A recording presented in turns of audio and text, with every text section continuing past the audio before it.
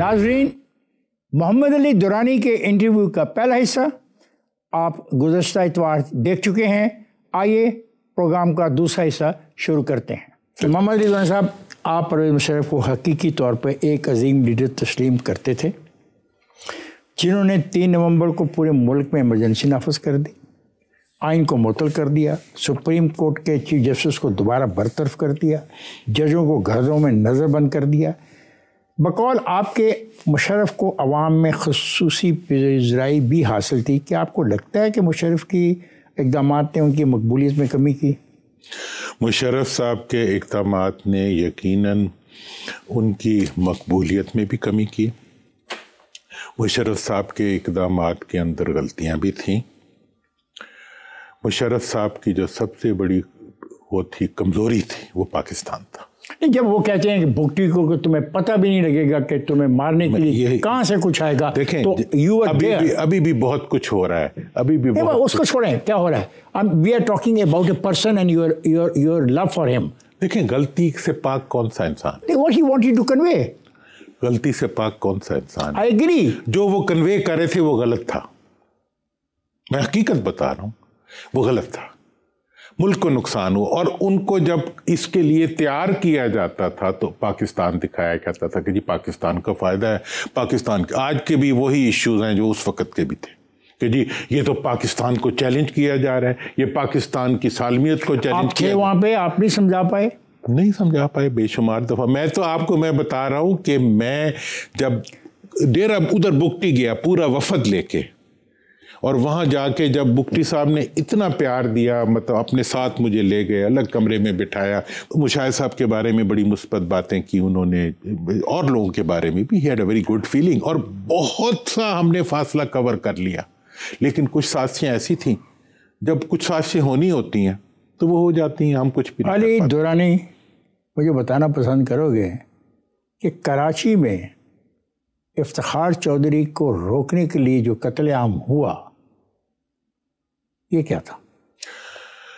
देखें जी, ये कत्लेआम जब हो रहा था तो मुझे सारी इत्तलात आ रही थी, मैं सख्त बेचैन था। और उसी शाम को पिंडी में, इस्लामाबाद में डी चौक के ऊपर जलसा रखा गया था, जिसमें तमाम कायदीन हमारी जमात के खिताब कर रहे थे। मैं इंफॉर्मेशन मिनिस्टर होने के बावजूद स्टेज के पीछे बैठा रो रहा था, और मैंने तकरीर नहीं की। I refuse to. मुझे दुख था, और मैं आज भी वही दुख महसूस करता हूँ। और आप उस दिन का रिकॉर्ड निकाल सकते हैं। आप कहते हैं कि पाकिस्तान की सियासी और आइनी तारीख का सफ़र इनकार आइन से लेकर तौहीन आइन तक का है। बताना पसंद करेंगे कि आप इनकार आइन के तहत हलफ ले रहे थे या तौहीन आइन के तहत हलफ लेते रहे? ये मुझे देखें, ये नुक्ता जो है ना, ये आज तक की मेरी जो सियासी ज़िंदगी है उसका एसेंस है। मैं समझता हूँ कि 71 तक पाकिस्तान, मगरबी पाकिस्तान की अक़लियत ने, मगरबी पाकिस्तान के वडेरों ने, तनख्वाहदार और लैंडेड वडेरों ने आइन नहीं बनने दिया, क्योंकि आइन बनता तो मशरक़ी पाकिस्तान की मर्ज़ी का बनता। और 71 के बाद उन्होंने फटाफट आइन बना दिया, और जिस दिन बनाया उसी दिन उसको तोड़ दिया। और आज तक पिछले 54 साल से तौहीन आइन का वो सफ़र है जो 2 ख़ानदान या पूरा मुल्क और सियासतदान मिल के कर रहे हैं। उस तौहीन आइन के तहत भी आपने आइन का हलफ कई मरतबा उठाया। मैं आपसे सवाल कर रहा हूँ, तो फिर आपको आइन का हलफ नहीं उठाना चाहिए था? मैं 2012 से आज तक, ठीक है ना जी, देखिए मैं एक डेवलपिंग इंडिविजुअल हूँ। मैं कोई एक ज़िद्दी और कट किस्म का दिमाग में बने हुए एक फ्रेम में फिट आदमी नहीं हूँ। मैं हर वक्त मुतालिया करता हूँ, शर्मिंदगी महसूस करता हूँ अपनी गलतियों पे, और शर्मिंदगी महसूस करता हूँ अपने। कितनी दफ़ा आपने हल्फ उठाया, कितनी दफ़ा आपने शर्मिंदगी महसूस की? देखें जी, हल्फ जब से मैंने उठाया 2011 के बाद से, जब मैंने ये स्टोलन एसेट रिकवरी का इनिशिएटिव लिया, और तमाम रिसर्च के नतीजे में मैं इस नतीजे पे पहुंचा कि इस मुल्क की जो बदकिस्मती है वो इस मुल्क के वो हुक्मरान हैं जो अवाम की मर्ज़ी से नहीं आते بلکہ عوام کی مرضی کے اوپر سے پولیس کی اور اتھارٹی کی جیپیں گزار کے آتے ہیں. تو اس دن سے میں نے پھر میرا یہ شوق کہ میں کوئی عہدہ لوں وہ مر گیا.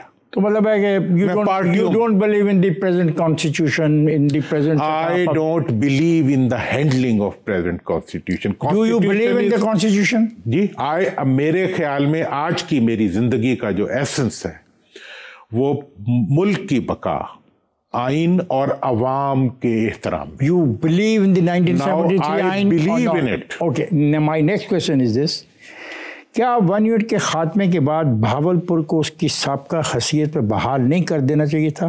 کیا آپ اس کی جدوجہد میں عملی طور پہ شریک ہوئے؟ آپ بہاولپور کو علیحدہ صوبہ کا درجہ بنانے کے حامی تھے؟ میں یہ سمجھتا ہوں کہ بہاولپور صوبہ تھا. بہاولپور کے ساتھ میں وہ آئینی ڈاکومنٹس دکھا سکتا ہوں. بہاولپور کے ساتھ یہ وعدہ تھا کہ جب 1 یونٹ ختم ہوگا تو یہ وعدہ صرف بہاولپور کے ساتھ تھا کہ باقی ریاستوں کے ساتھ بھی؟ 2 ریاستوں کے ساتھ. دوسری ریاست کون سی؟ خیرپور اور بہاولپور کے ساتھ یہ وعدہ تھا. اور 1954 کے ڈرافٹ کانسٹیٹیوشن کسی نے پڑھا ہی نہیں، اس پہ تو پورا پروگرام کریں آپ. ڈرافٹ کانسٹیٹیوشن کے اندر لکھا ہوا ہے یہ سب کچھ، اور وہ آئین اس لیے لاگو نہیں ہونے دیا گیا کہ اس میں مشرقی پاکستان کو اس کی آبادی کے مطابق سیٹیں دی گئی تھیں. اس میں سینٹ تھا، اس میں مغربی پاکستان میں صوبے تھے.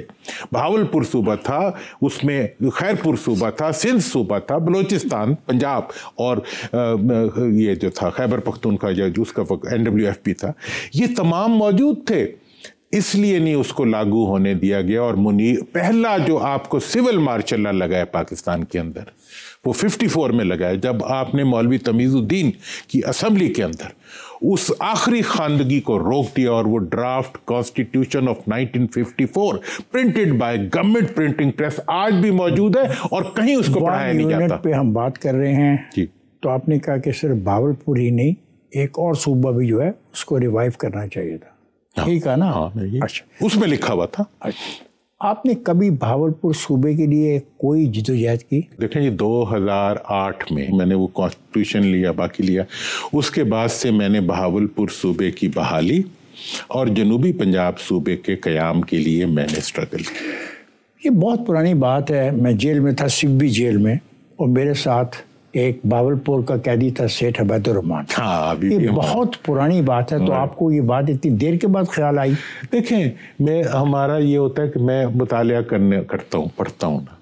تو یہ بہت سلو مطالعہ نہیں تھا؟ ہو سکتا ہے. میں ایک دن بہاولپور گیا تو ہمارے وہ ہے ایک جرنلسٹ ہیں، میں نے اسے کہا کہ یار ایک گولی مار نمبر چھپا تھا یہاں اخبار کا، وہ ہے، وہ اتنی بڑی کتاب تھی، وہ میں نے پورا پڑھا. مطلب آپ بلیو کرتے ہو کہ بہاولپور کو ریوائیو کر دینا چاہیے تھا؟ بھائی بہاولپور صوبہ اگر مجیب الرحمان کو آپ دھکا نہ دیتے تو مجیب الرحمان کا بہاولپور کے عوام کے ساتھ وعدہ تھا. میں آپ سے بات کر رہا ہوں، آپ کا کیا پوائنٹ آف ویو ہے؟ میرا یہی پوائنٹ ہے. تو 2011 کے اندر پنجاب اسمبلی نے یونینیمسلی ایک ریزولوشن پاس کیا ہے جس کے مطابق پنجاب کے اندر 2 نئے صوبے بننے چاہیے، ایک بہاولپور اور ایک جنوبی پنجاب صوبہ. یہ یونینیمس ہے، آج بھی بائنڈنگ ہے. بائنڈنگ تو سب وہ کانسٹیٹیوشن ہے نا کہ یہاں سے اپروو ہوگا، it will go to the National Assembly. اور لیکن یہ ہے کہ 18th امینڈمنٹ کے بعد اگر صوبہ اس کو پاس کر دیتا ہے تو مینڈیٹری ہے مرکز کے اوپر. 2018 میں جو جنوبی محاذ بنا اس میں آپ کا کیا رول ہے؟ میں نہیں اس میں گیا. دیکھیں 2018 میں میرے پہ دباؤ تھا، سچی بات بتا رہا ہوں آپ کو، کہ آپ بہاولپور صوبے کے ساتھ مل کے آپ جو ہے وہ PTI میں چلے جائیں. یہ جنرل فیض آیا تھا آپ کے پاس؟ نہیں، فیض صاحب نہیں آئے، ان کے چھوٹے اہلکار آئے. کون؟ وہ مقامی جو لوگ ہمارے دوست بھائی ہیں، انہوں نے آگے دیکھیں آپ کو کرنل ورنل کنٹرول کرتے ہیں. ان نہیں جو گے CSC نا. اچھا اب اس میں جو بھائی کیا سیاستدانوں کا کیا اوقات ہے آپ کو نہیں پتا. ہمیں میں دیکھیں I don't want to glorify myself. I was under impression it was the general فیض جس نے کہا کہ آئندہ انتخابات سے پہلے تحریک انصاف میں آپ کو شمولیت کر لیں. دیکھیں جی مجھے یہ پیغام دیا گیا کہ آپ بہاولپور محاذ کے ساتھ جو ہے جنوبی پنجاب صوبے میں اور جنوبی پنجاب محاذ میں چلے جائیں. اور اس کے بعد میں نے کہا جی میں نے بہاولپور کے عوام سے پرومس کیا ہوا ہے، میں یہ کام نہیں کروں گا. اور پھر obviously جو ہوتا ہے تھوڑا بہت اس کے لیے مطلب آپ کو اس کی ریپرکشنز کے بارے میں آگاہ کیا جاتا ہے. So it was not general affair, it was some junior officer. Obviously. آپ شکار کھیلتے ہیں؟ نہیں، میں کبھی نہیں کھیلتا. آپ کہتے ہیں کہ پارلیمنٹ میں پارٹیاں موروثی آمریت کے تحت چل رہی ہیں اور خاندانی ملکیت کے کلچر کا مشاہدہ کر رہی ہیں. الیکشن کمیشن کو ایسی تمام جماعتوں پر پابندی لگانی چاہیے. کیا گزشتہ دنوں ایک سیاسی پارٹی کی لیڈر کی زوجہ نے جو کردار ادا کیا اس کو بھی آپ اس میں شامل کرتے ہیں؟ دیکھیں جی، میں بہت بائی دا بک چلتا ہوں، بائی دا کانسٹیٹیوشن چلتا ہوں، بائی دا لا چلتا ہوں. اور میرے والد صاحب نے علی گڑھ سے MA LLB کیا ہوا تھا اور MA بھی ان کا ہسٹری میں تھا. انہوں نے مجھے 2 باتیں کہی تھیں. انہوں نے کہا جی قانون کبھی ہاتھ میں نہ لینا، کار سرکار میں مداخلت نہ. پاکستان کے اندر جب عمران خان صاحب اندر ہوئے تو انہوں نے بیرسٹر گوہر کو اپنا نومینیٹ کیا. میں واحد اس وقت تو PTI کے بارے میں بات کرنا بھی جرم تھا. میں نے اسٹیٹمنٹ دی، میں نے کہا عمران خان نے یہ فیصلہ کر کے پاکستان کے اندر موروثیت کا راستہ روک دیا ہے. آج بھی پاکستان کی تاریخ میں دیکھیں، محترمہ فاطمہ جناح نکلی، محترمہ کلثوم نواز صاحبہ نے سب سے مؤثر تحریک چلائی. میں تو ان کا بہت فین ہوں، جس طرح انہوں نے مطلب میاں صاحب کے اندر ہونے پہ تحریک بھی چلائی. اور آپ کو تو ہم سیاسی کارکن ہیں، ہم عزت کرتے ہیں. گاڑی کو اٹھا لیا گیا. ایک واقعہ اگر سناؤں، اور ایک کون سا؟ ان کی گفتگو، ان کی سٹیٹمنٹس امیزنگ. اچھا، وہ انہوں نے چلائی، اپنے میاں کو لیا اور چلی گئیں. ٹھیک ہے جی، انہوں نے، ان کی سکسیس تھی. اسی طرح انہوں نے بھی، محترمہ نصرت بھٹو نے بھی، بے نظیر صاحبہ نے بھی، ابھی ایون مریم بی بی نے بھی اپنے باپ کے لیے ٹھیک ٹھاک مطلب جدوجہد. میں سمجھتا ہوں کہ، اور میں نے اس دن بھی یہی بات کہی تھی، میں کہ یار خواتین سے متھا نہ لگائے. میں کسی خاتون، آپ کو پتہ ہے میں خاتون کے خلاف کبھی بیان نہیں. اب اگلی بات میں آ رہا ہوں اس طرف. یہ جو کبھی بھی نہیں ہو سکتا، اور اگر ہوگا تو اس دن PTI ختم ہو جائے گی. جس دن کسی خاندان کے فرد کو عمران خان صاحب PTI کی سربراہی دینے کی کوشش کریں گے، اس دن سب کچھ ختم ہو جائے گا. بقول آپ کے، مجرم وہ ہوتا ہے جس کو عدالت مجرم کہے. یہ بات آپ 9 مئی کے حوالے سے کہہ رہے ہیں. 30 مارچ 2007 کو کراچی میں تقریب سے خطاب کرتے ہوئے آپ نے کہا، ریاست کی ریٹ چیلنج کرنے والوں کے ساتھ قوت استعمال کر کے سختی سے نپٹا جائے. آپ کے خیالات میں یہ تبدیلی کیوں ہے؟ ریاست کے خلاف جو نکلے گا، ریاست اس کو پریمپٹ کرے گی. یہ ریاست کی ڈیوٹی ہے قانون توڑنے والے کو. میں نے کہا قانون توڑنا کسی شہری کا حق ہی نہیں ہے. اب سزا دلانا، یار 9 مئی ہو گیا، 1 سال 3 مہینے گزر گئے، ایک استغاثہ آپ نہیں بنا سکے.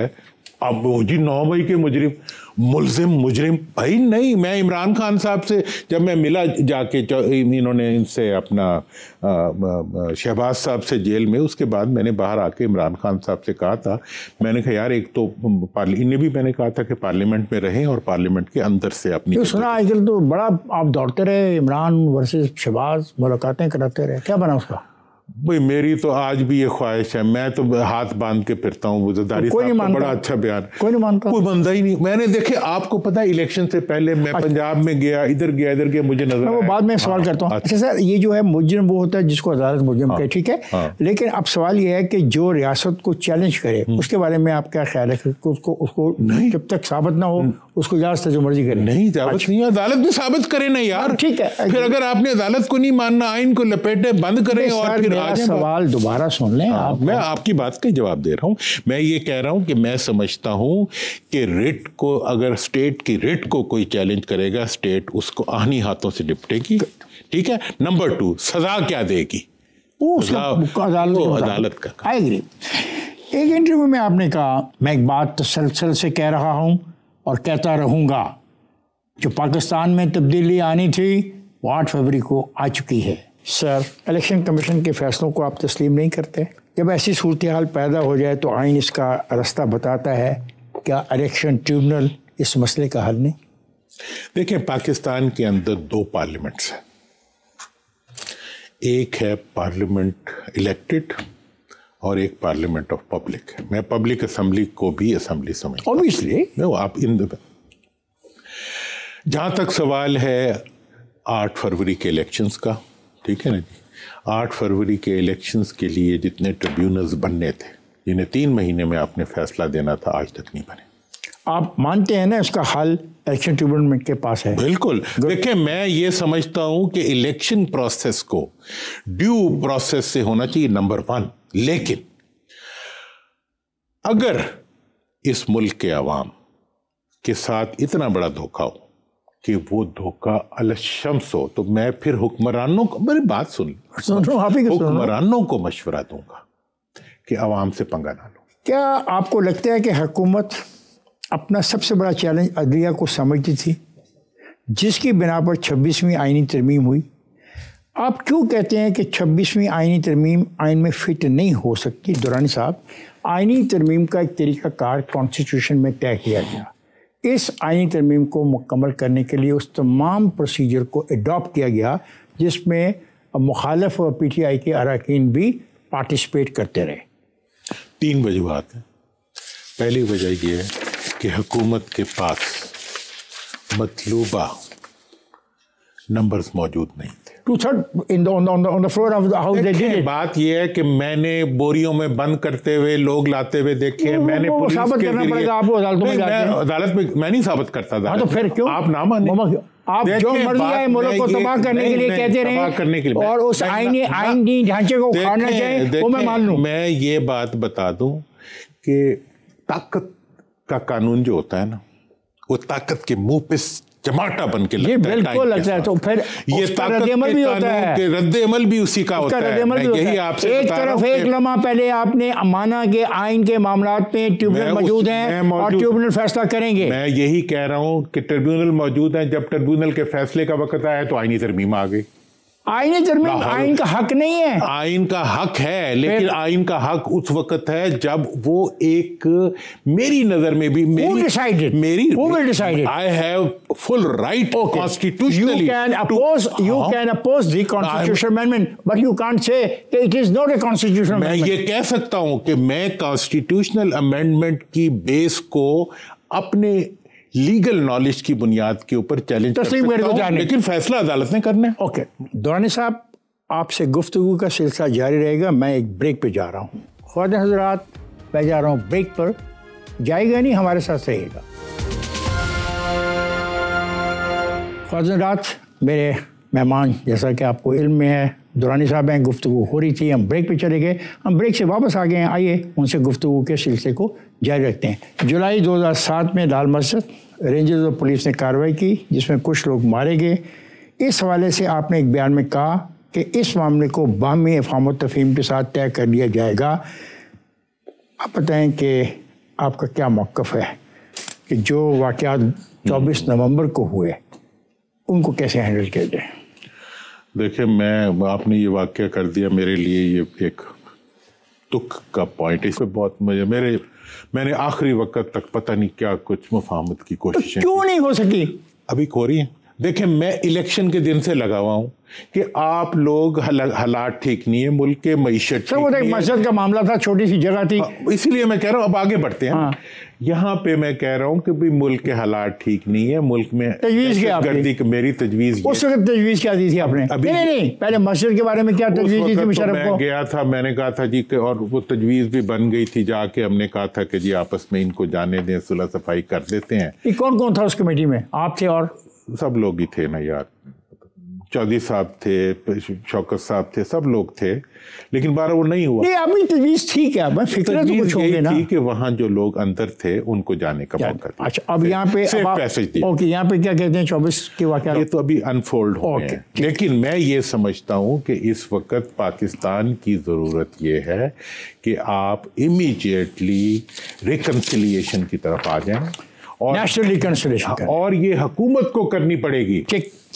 اچھا، پاکستان کے نظام کی بہتری کے لیے ابھی جو گفتگو میں آپ سے کر رہا ہوں آپ کی سوچ کا بہت کھلا اظہار ہوا ہے، اور ہم آپ کو تقریریں بھی آپ کی سنتے رہے ہیں، ٹی وی پروگرام بھی آپ کے دیکھتے رہے ہیں، لیکن میں یہ جاننا چاہتا ہوں کہ بطور سینیٹر آئین پاکستان میں ایک پرائیویٹ ممبر ڈے ہوتا ہے، کبھی آپ نے کوئی پرائیویٹ بل پیش کیا ان مسائل کے حل کے لیے؟ میں نے اس وقت دیکھیں جی، ایک میں نے یہ کیا تھا، میں نے 18ویں ترمیم کو اپوز کیا تھا ایز سینیٹر، میں واحد سینیٹر، آپ کو ٹھیک ہے، وہ اور بات ہے، واحد ہوں جس نے اس پہ سائن نہیں کیا، سر وہ اور بات ہے۔ دوسرا میں نے بہاولپور صوبے کے لیے باقاعدہ بل پیش کیا تھا، میں نے جو ہے پاکستان کے اندر یہ ایکسپائری ڈیٹ نہیں ہوتی تھی اس کے لیے بل پیش کیا۔ ایک انٹرویو میں آپ کہتے ہیں کہ بجٹ میں عوام کو صرف ٹیکسز ملتے ہیں، بڑا ایموشنل بات ہے، بڑی اپیل کرتی ہے لوگوں کو۔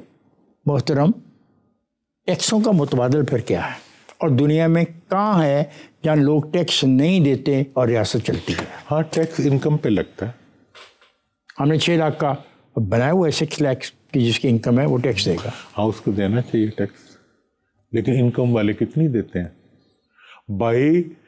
آپ قانون UN کنونشن اگینسٹ کرپشن 2005 کہتا ہے کہ اونرس آف پروف جو ہے وہ ایکیوز پہ ہے in case of white collar crime. آپ یہ کہتے ہو، آپ بدل کے اونرس آف پروف جو ہے ایکیوز پہ ڈال، آپ یہ کہتے ہو، میں کہہ رہا ہوں کہ جنہوں نے لوٹ کا مال اکٹھا، میں کہتا ہوں سٹولن ایسٹس پاکستان کے واپس لائے جاتے۔ تیسری دفعہ کہہ چکے ہو، آپ نہیں لاتے، آپ تیسری دفعہ کہہ چکے ہو۔ اب یہ بڑا سمپل سوال ہے، بجٹ میں عوام کو صرف ٹیکسز ملتے ہیں، یہ آپ نے ان کو اپنی طرف بلانے کے لیے کہ لوگوں تمہارے ساتھ بہت زیادتی ہو رہی ہے، میرا عوام سے تعلق ہے، مجھے کیا ضرورت ہے بلانے؟ بلا ہی رہے، اور کیا کر رہے ہو؟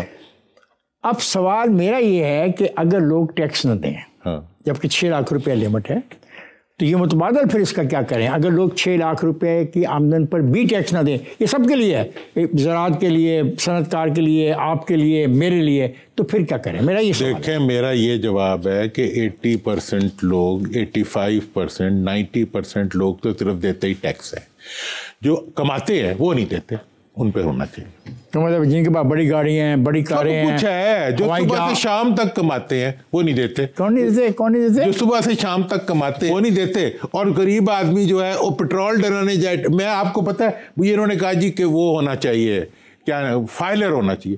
جو بندہ یہ موبائل لے کے پھر رہا ہے، جس کے گھر میں بجلی کا میٹر لگا ہوا ہے، وہ فائلر ہے، نہیں کرتے۔ آپ کا FBR کے اپنے پرائرٹی ہے، نہ کریں، عوام کو بے عزت کرتے رہیں جی یہ تو ٹیکس ہی نہیں دیتے۔ تو آپ، چور تو ٹیکس نہیں دیتا، ٹیکس تو چور نہیں دیتا، عوام بیچارے سے تو آپ ڈنڈے آپ سے لیتے ہیں کہ نہیں لیتے تنخواہ کے اوپر ٹیکس؟ اتنا لیتے ہیں واسطات۔ اور پھر مجھے کیا کہ بھائی مجھے پتہ ہے جو چوری کرتا ہے، چوری پہ ٹیکس جس دن لگ گیا ادھر چوری ختم ہو جائے۔ آپ جذباتی ہو گئے؟ نہیں جذباتی میں ہوں، یار میں لٹ گیا۔ عملی طور پہ بات کرو کوئی، یار دنیا میں لوگ ٹیکس لیتے ہیں، مجھے دیتے بھی ہیں اور لیتے بھی ہیں۔ اوکے، ڈاکٹر صاحب میں نے یہ محسوس کیا کہ پچھلے دنوں ملاقاتوں کا ایک سلسلہ شروع کیا، دانشوروں سے ملے،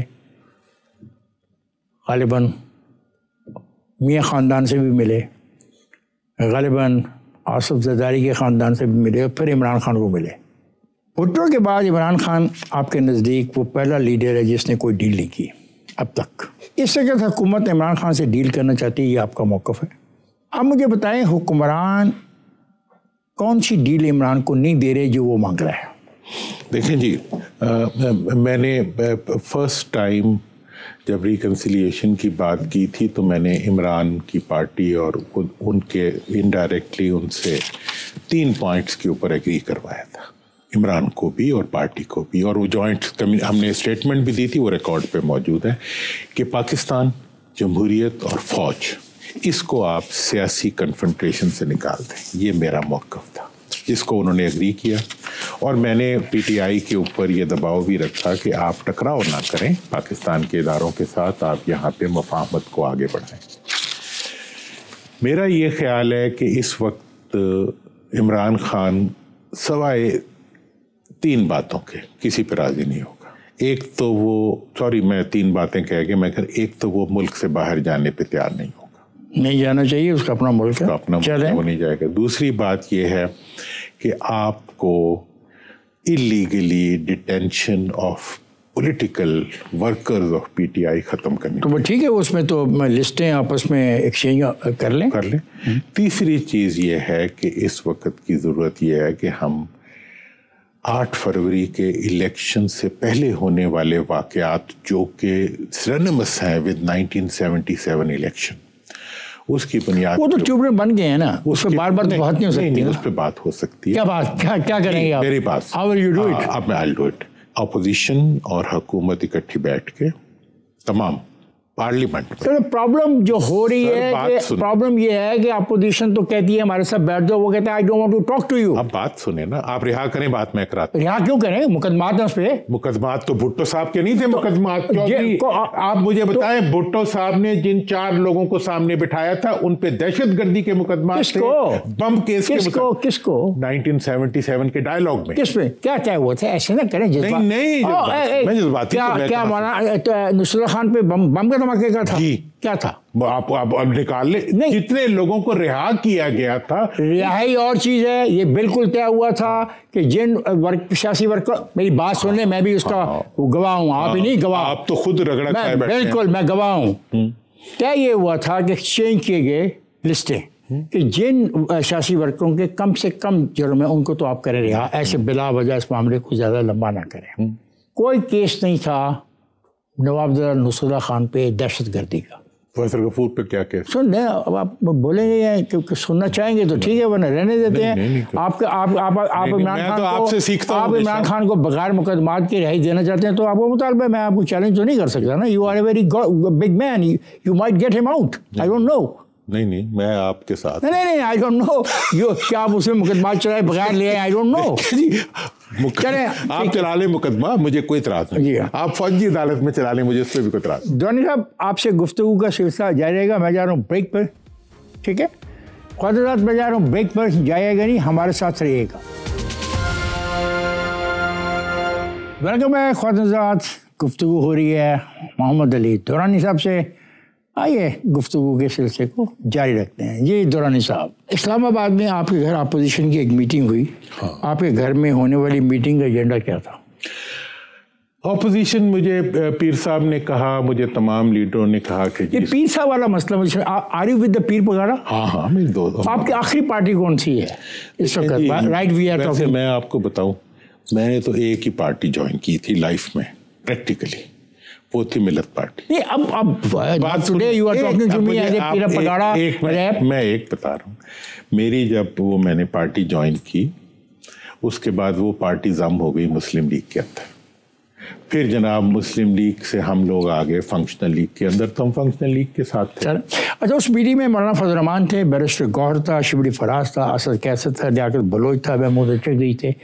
ان سب میں کس آدمی کے پاس ایسا نسخہ تھا کہ یہ جو کرائسس ہے یہ کم ہو جائے؟ محترم صفدر عباسی صاحب جی ڈی اے کی نمائندگی کر رہے تھے, اسی طرح ترین صاحب تھے, وہ نیشنل عوامی پارٹی کی نمائندگی کر رہے تھے. سب سے بہتر کس کے پاس موقف تھا؟ اچھا, یہ موقف جو تھا سب سے پہلے اس کے اوپر میرا خیال ہے ساروں کا موقف کم و بیش ایک ہی تھا. کیا وہ یہ تھا کہ اپوزیشن میں جتنی پارٹیاں ہیں ان سے عوام کی یہ خواہش ہے کہ وہ آپس میں اکٹھی ہوں. اوکے, رائٹ, ٹھیک, نہیں ہو سکی جو ہو جائیں گی.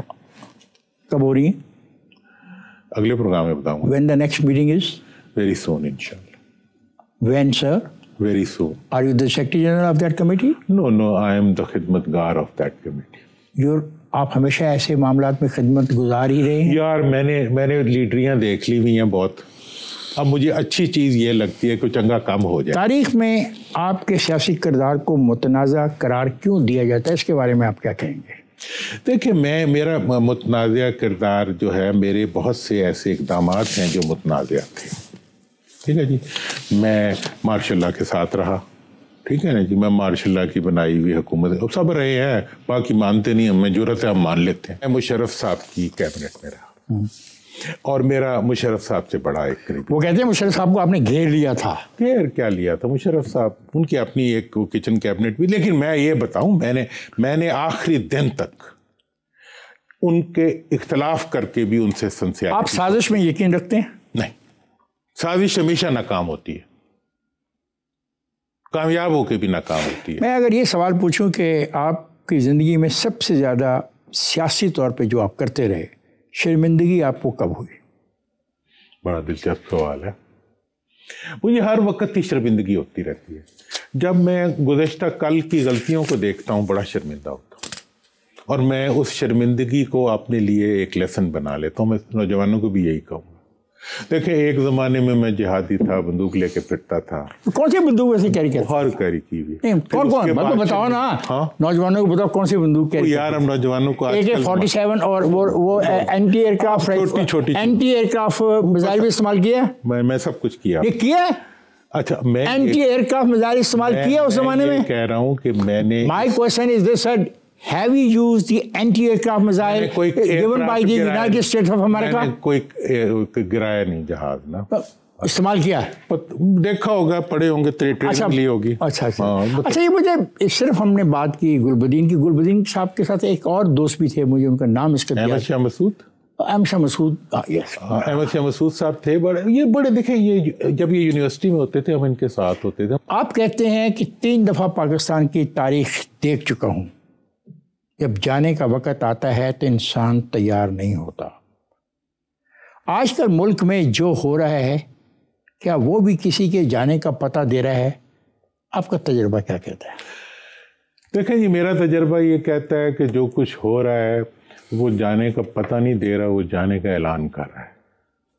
وجہ اس کی یہ ہے کہ یہ جو انارکی کی طرف جائیں گے پھر؟ نہیں، مجھے لگتا ہے چونکہ عوام بہت زیادہ عوام ہو جائیں گے، لیکن who will rule؟ گروپنگ ہوگی جن کو آپ ریپلیس کریں گے وہ آپ کو معاف کر دیں گے. اب پوری دنیا آپ کو فورس کر دے گی کہ آپ انتخابات کی طرف جائیں. جب بھی آپ انتخابات کی طرف جائیں، فرض کریں انتخابات کے نتائج وہ نہ نکلے جو آپ کے خواہش کے مطابق ہیں، پھر عوام کا فیصلہ. انارکی تو نہیں ہوگی نا؟ نہیں ہوگی. اس کا مطلب ہے آپ انارکی یہ نہیں ہے کہ یہ انتخابات کے نتائج وہ نکلیں جو آپ چاہیں اور میں چاہوں وہ نہ نکلیں. عوام انتخابات کے نتائج وہ ہونا چاہیے جو عوام چاہیں. سر آپ مطلب اس کا بھی کو تو دیکھیں نا، عوام جو چاہیں گے. فارم 45 and 46 and 47 دیکھو دورانی آپ نے بھی الیکشن لڑے اور میں الیکشن کرواتا رہا ہوں. 45 سے بہتر کوئی فارم میں آج تک نہیں بنا سکا کسی پولنگ اسٹیشن کا. ایک چیز چینج کر لیں صرف، جہاں آپ لکھتے ہیں نا 1061 1061 اس کو اردو میں بھی لکھوا دیں 1061. خوبصورت بات. تاکہ 1061 جو ہے وہ 10,061 نہ ہو جائے، وہ روک دیا جائے. یہ ایک بہت بڑا خامی، چھوٹی سی ہے لیکن آپ جیسے ذہین لوگ اگر پکڑ لیں تو خوبصورت. اچھا آپ نے 3 ٹرن لیے، جہادی بھی تھے، انقلابی بھی تھے، جمہوری بھی، ڈیموکریٹ بھی تھے. Today you are a جہادی، you are a انقلابی اور you are a Democrat. I am a confident Democrat now. ہماری سیاست، ہماری معیشت کہاں کھڑی ہے؟ اس کو بہتر کرنے کے لیے ایز این انڈیویجول آپ کیا رول پلے کر سکتے ہیں؟ آپ کو بہر صورت جو کرپشن ہے اس کو کویسچن کرنا پڑے گا، اس کے راستے روکنے پڑیں گے اور اس کو ناممکن بنانا پڑے گا. اور میرا سوال، ہم اسمبلیوں میں کیسے بہتر نمائندے بھیج سکتے ہیں؟ عوام پہ چھوڑ دیں، بہترین نمائندے آئیں گے. 47 فارم نہ لائیں، 45 پہ لیں. تھینک یو ویری مچ دورانی صاحب کہ آپ نے وقت نکالا اور آپ نے ہمارے سے ملاقات کی. کوشش کریں گے آپ نے جو کہا یہ آپ کے سننے والوں تک پہنچ جائے. بہت بہت شکریہ. بہت عزت دی آپ کو. Thank you.